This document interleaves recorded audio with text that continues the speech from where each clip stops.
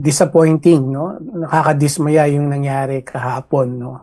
Which was preventable sa totoo lang kung hindi naging ganun ang reaction ng Senado doon sa pagka-aresto kay Senator Bato, no? Mm.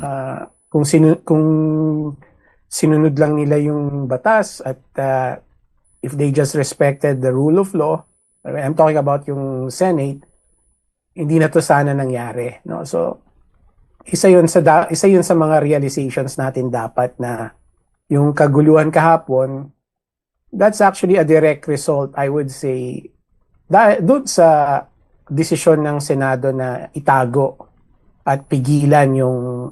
si Senator Bato at pigilan yung pag-aresto sa kanya, which they have no authority to do so, no? So having said that, syempre we have to say rin also na until we get the complete picture, until we get all the facts, as they say, mahirap mag-speculate, no, kung ano yung nangyari, sino-sino yung mga nasa likod nung nangyari kahapon.